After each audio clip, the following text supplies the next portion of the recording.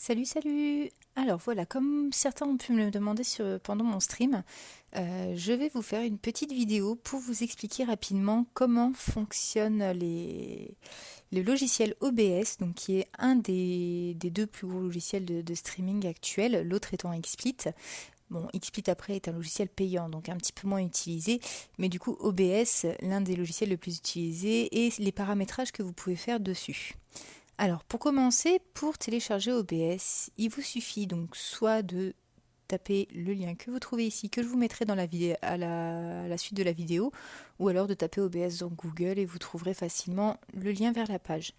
Alors OBS, donc Open Broadcaster Software, est un logiciel qui peut être utilisé sur Windows, Mac ou Linux, et il existe deux versions différentes d'OBS. Donc vous avez l'OBS classique, qui est celui le plus utilisé, et OBS Studio qui va vous permettre en fait de mettre un petit peu plus en scène vos streams, mais qui du coup va être un petit peu plus gourmand au niveau de la capacité de votre PC, et qui donc n'est pas forcément adapté à tous. Alors, donc pour ma part, donc je suis sous Windows, je suis sur l'OBS classique. Pour le télécharger, il vous suffit juste de cliquer sur le Download OBS. Après, vous avez le OBS plus CLR Browser, mais tous les CLR ne sont pas forcément utiles. Donc, dans un premier temps, le Download OBS sera suffisant. Donc, une fois que vous l'avez téléchargé, donc OBS, ça ressemble à ça. Donc, vous avez bien sûr les deux versions d'OBS. Vous avez pour le 32 et le 64 bits. Donc, OBS, ça ressemble à ça. Et donc, dans un premier temps, pour ce qui va être de streamer, vous avez juste besoin d'aller dans vos paramètres et à nouveau paramètres. Donc, au niveau de l'utilisation, dans tous les onglets ici présents, il n'y en a réellement que 3 qui vont vous être utiles. 3 ou 4. Donc, l'encodage, qui va vous permettre en fait de sélectionner le bitrate. Donc le bitrate, c'est ce qui correspond en fait au nombre de données que vous allez pouvoir envoyer pendant votre stream et que donc les personnes vont pouvoir recevoir. Donc ça, je vais vous expliquer après comment on le calcule. Vous avez les paramètres de streaming. Donc c'est la partie où vous sélectionnez le sur quoi vous allez stream, l'URL, donc généralement Paris pour les Français, et la clé de stream que vous allez ajouter, donc ça vous le trouvez sur votre Twitch, sur votre propre compte Twitch. Au niveau vidéo, donc la vérification de votre carte graphique si elle est bien sélectionnée, et les options avancées qui vont vous permettre de définir comment utiliser le stream via Twitch. Donc pour commencer, donc nous en étions à l'encodage. Donc l'encodage, pour le calculer, tout à fait simple, vous allez faire un speed test. Donc moi j'ai déjà fait mon speed test, donc pareil, une adresse assez connue, il y a d'autres logiciels, il y a d'autres sites qui permettent de le calculer. Et donc le chiffre dont vous avez besoin pour calculer ce bitrate, c'est votre débit montant. Si vous avez un débit qui est inférieur à 1, donc 1,00 mégabits par seconde, tout simplement, vous ne pourrez pas stream parce que vous ne pourrez pas envoyer assez de données et du coup, vous allez avoir des lags toutes les secondes, ça va être infâme pour tout le monde et votre PC va surchauffer. Donc moi là, je suis sur un type de connexion type VDSL. Une personne qui serait sur la fibre, certes, aura un débit montant plus intéressant, mais c'est pas pour autant qu'elle pourra mettre tous les chiffres qu'elle veut sur le bitrate. Donc là, on se base donc sur du 23,60. Donc si on met en bits par seconde, on est sur du 2360. Donc à savoir que même si j'ai un débit montant élevé, on va quand même le brider pour que les utilisateurs puissent eux regarder le stream. Donc au maximum pour du 720p, vous allez être entre 1500 et 1700 bits en bitrate max. Si vous êtes sur un débit montant inférieur à 10, donc 1000, là dans ce cas-là vous partirez sur du 800-900 et vous pourrez stream en 480p. Donc là après 1500-1700 vous êtes sur du 720p. Au-delà, vous êtes sur du 1080p, mais dans ce cas-là, tous les utilisateurs ne pourront pas recevoir autant. Et même si c'est tout beau, que c'est magnifique à regarder, beaucoup seront bloqués par ça et vous aurez en permanence dans votre chat des personnes qui vous diront que ça lag en permanence. Donc ensuite, dans les paramètres de stream, donc comme je vous disais, vous sélectionnez que vous streamez sur Twitch et vous allez indiquer Paris, donc c'est celui le plus proche, et votre clé de stream que vous trouvez sur votre compte Twitch. Pour la vidéo, vous vérifiez que votre carte graphique est bien sélectionnée. Et dans les options avancées, en fait, à partir du moment où vous avez sélectionné que vous êtes sur Twitch, il va vous indiquer que le profil d'encodage doit passer en main. Donc ça, c'est obligatoire. Pour le réglage prédéfini, vous êtes d'office sur du very fast. À savoir, c'est que si vous êtes en mode spectateur pour des tournois, par exemple sur League of Legends ou ce style de jeu, il vous faudra passer sur médium ou slow, sauf si vous avez vraiment un PC qui a une très très bonne qualité d'image, une très bonne carte graphique et un très bon processeur. Dans ce cas-là, vous n'en aurez pas besoin. Donc ça, c'était pour les réglages. Les autres réglages n'étant pas forcément importants, ou du moins les réglages prédéfinis par défaut, sont largement bien faits pour ne pas avoir à y toucher. Donc ensuite, pour créer votre scène, donc tout simplement, vous allez aller sur scène, vous faites clic droit, ajouter scène, vous rentrez le nom d'une scène, vous faites OK. Donc moi, c'est ma scène test. Pour l'apercevoir, vous pouvez tout simplement faire tester le stream, et donc là, vous avez un écran noir qui arrive. Et pour ajouter donc toutes les sources dont vous allez avoir besoin, donc ce que l'utilisateur Twitch va voir apparaître à son écran, vous allez rajouter les différentes sources dont vous avez besoin. Donc ça peut être un overlay, dans ce cas-là, vous allez ajouter une source image. Ça peut être une capture d'écran ou une capture de fenêtre. Pour les jeux les plus connus, vous allez tout simplement faire une capture vidéo et il va vous proposer tous les jeux qui sont reconnus par votre ordinateur. Ensuite, vous avez la possibilité d'ajouter des vidéos pour ceux qui ont installé donc les CLR browser. Et ensuite, vous avez la capture de la vidéo, ce qu'ils appellent périphérique de capture vidéo, donc votre caméra.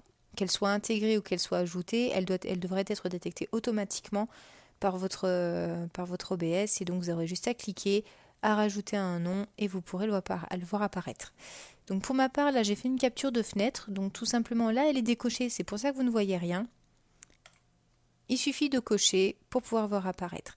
Pour pouvoir redimensionner une fenêtre, parce qu'elle va toujours en principe apparaître en grand écran, il vous suffira juste donc de sélectionner la scène et de faire éditer la scène. Vous allez avoir un encadré rouge qui va apparaître autour. Et il vous suffira juste de réduire, d'agrandir et de déplacer votre scène. Tout simplement en faisant clic droit, vous pouvez la positionner, tirer à l'écran, réinitialiser, centrer. Voilà, tout simplement, le plus facile. Et donc vous allez ajouter toutes vos scènes à la suite. Et si vous ne voulez pas les voir apparaître, il vous suffira juste de décocher ou de recocher les scènes dont vous avez besoin. Le mieux étant, donc pour certains jeux, donc pour ma part, je parle par rapport à League of Legends, où vous avez le client puis le jeu qui se lance à part, le mieux étant d'avoir des scènes différentes et de rajouter des raccourcis clavier pour switch d'une scène à l'autre. C'est mon cas à ce jour où j'ai le jeu qui peut apparaître. Oups, c'est pas celui-là. Donc le jeu qui peut... Donc ma scène standard et le jeu qui peut apparaître. Donc ça, c'est quand je suis en partie. C'est une scène différente. Dans le cas où je vous disais aussi les vidéos, donc moi pour ma part, j'ai installé le petit CLR vidéo qui me permet aussi de rajouter une simple vidéo qui normalement devrait se lancer. Mais qui... Ah voilà. Il y a eu un petit temps de latence. Donc une petite vidéo qui peut passer en boucle avec les informations. Donc ça c'est pareil, c'est dans le même style que l'overlay, mais façon vidéo.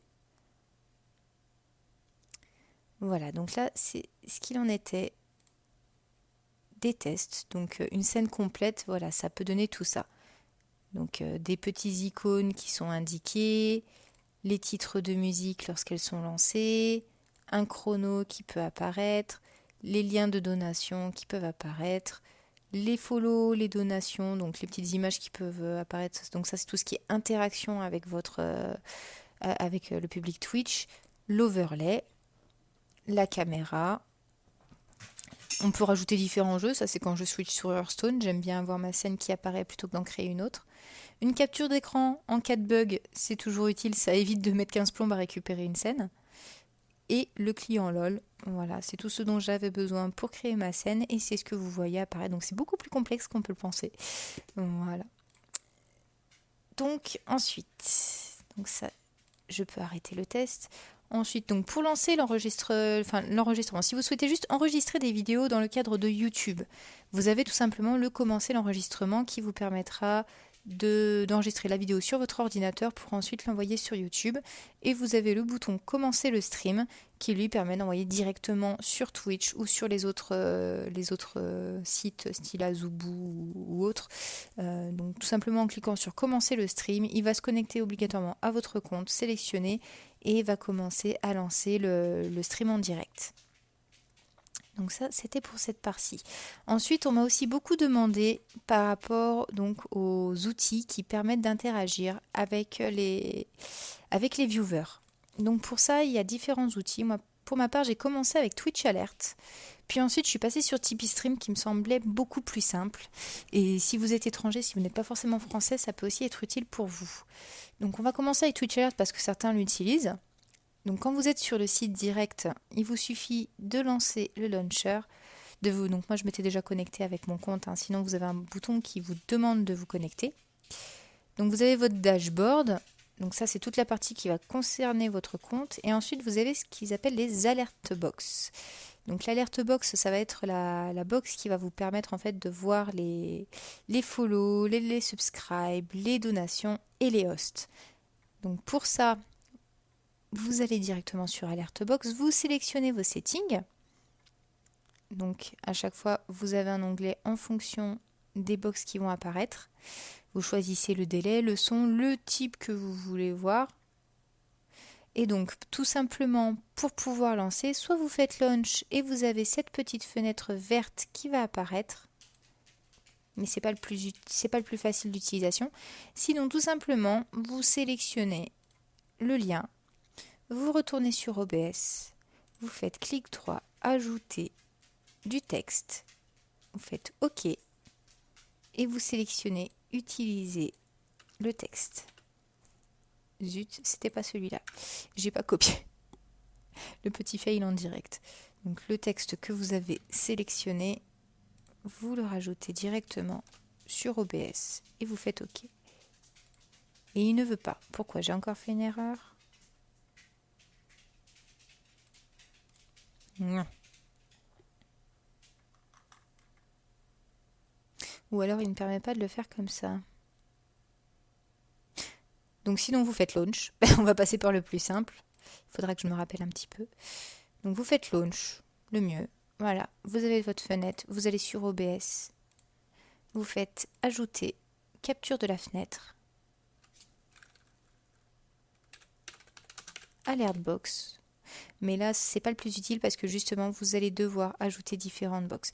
Donc, vous avez l'alert box qui est déjà sélectionnée. Sinon, vous sélectionnez l'alert box qui vous convient. Pour pouvoir la réduire, vous faites capturer une région.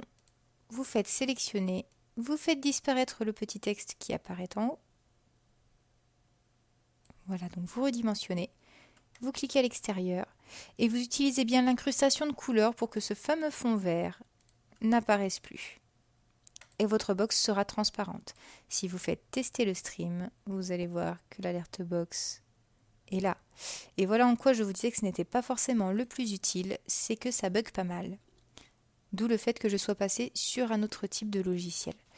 Dans tous les cas, vous avez donc les alert box, les donation goals, donc qui vous permettent par exemple de mettre si vous voulez mettre en place soit des défis avec vos viewers ou tout simplement un système de donation, c'est cette fameuse barre dans laquelle vous allez pouvoir indiquer en fait un montant et où vous allez pouvoir voir l'évolution de ce montant.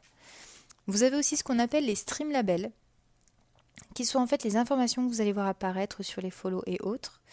Vous pouvez faire apparaître le chat box, donc en fait c'est la partie chat que vous avez sur Twitch, que vous pourrez voir directement, et dès que quelqu'un écrira sur le chat, en fait ça apparaîtra sur votre écran. Donc ça c'était la part pour Twitch Alert, et donc le fameux logiciel sur lequel moi je suis passée, c'est Tipeee Stream. Donc je vous mettrai aussi le lien. Je le trouve beaucoup plus facile à utiliser en fait que Twitch Alert et beaucoup moins buggé. Donc pour ça en plus il fonctionne avec Twitch, YouTube, Hitbox et Dailymotion. Donc vous vous connectez avec votre compte quand vous êtes sur la page. Voilà. Et donc vous avez différentes fonctions qui vous sont proposées. Donc vous avez le système de donation, le système d'alerte, donc qui est celui qui nous intéresse le plus, donc sur lequel normalement vous cliquez, vous faites Add New. Donc moi je vais prendre celle qui existe déjà. Quand vous en rajoutez une nouvelle, donc pareil que Tipeee Stream, que Twitch Alert, vous avez donc les différentes fonctions, le hosting, les subscribes, les follow et les donations. Donc vous pouvez choisir le type d'image que vous souhaitez voir, le thème, les informations, la taille, enfin la mise en forme, le texte, tout ce que vous voulez modifier. Vous pouvez rajouter dans le cadre des donations la durée que vous voulez voir apparaître. Vous pouvez changer l'image ici en rajoutant des petites vidéos. Certaines sont même prédéfinies, donc vous n'avez pas forcément besoin d'en télécharger. Et vous pouvez rajouter des sons. Et vous pouvez aussi changer le message. Donc c'est pareil pour toutes les box. Et une fois que vous avez fait vos paramètres, vous aurez juste à récupérer donc cette petite barre que vous avez en bas. Donc bien sûr, avant, vous sélectionnez le Save and Launch. Vous récupérez la barre qui est ici, donc un simple copier-coller. Et sur votre OBS, donc cette fois-ci, vous allez ajouter un texte, vous faites OK, et vous utilisez le nom du fichier, et vous faites OK. Il ne veut toujours pas. Alors c'est peut-être image, peut-être que je dis des bêtises, et c'est peut-être pour ça que tout à l'heure ça n'avait pas marché. Non, mais que dis-je? C'est du CLR. Voilà. Donc du CLR, excusez-moi, c'est moi qui disais des bêtises. Et donc vous rajoutez le lien que vous avez copié. Vous pouvez régler l'opacité et les dimensions. Puis vous faites OK. Et votre CLR se retrouvera donc ici. Donc vous pouvez soit le placer au centre de votre écran, soit sur un côté. On va faire un premier test en se mettant sur le centre de l'écran. On va réduire. Voilà, je vous disais des bêtises depuis tout à l'heure. Alors j'aimerais bien qu'on puisse le voir apparaître pour le test, pour vous montrer un petit peu à quoi ça ressemble. Donc on va le mettre dans le coin. Voilà. Et donc par exemple, voilà ce que ça va donner sur votre écran. Et donc vous, à chaque fois, donc passez par le CLR. Voilà, c'était moi qui disais des bêtises depuis tout à l'heure. Et à chaque page, donc que ce soit pour du chatbox, que ce soit pour de la donation, que ce soit pour les settings, quoi que ce soit, vous avez toujours un aperçu en plus, c'est assez sympa. Toujours récupérer donc cet embed link qu'ils appellent, donc c'est tout en bas de la page à chaque fois. Et donc dès que vous faites une modification, pensez bien à sauvegarder et recopier à nouveau le lien pour modifier directement dans OBS, dans le CLR Browser. Donc pour modifier tout simplement propriété et à chaque fois vous recopiez, vous remplacez le lien ici présent par le nouveau et vous remplacez. Et la différence avec Twitch Alerts, c'est que vous n'aurez plus besoin que d'une seule boîte. Donc autrement dit, vous allez beaucoup moins surcharger vos sources et donc ça fera beaucoup moins d'informations qui seront envoyées. D'ailleurs, petite information, votre bitrate, vous le voyez ici. Tant que vous êtes dans le vert, c'est bon.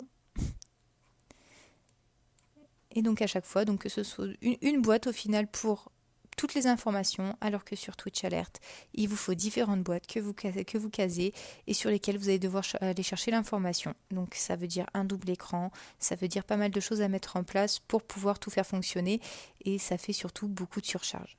Et donc à savoir, c'est que sur Tipeee Stream, vous avez la possibilité de lier votre compte PayPal pour ce qui est des donations.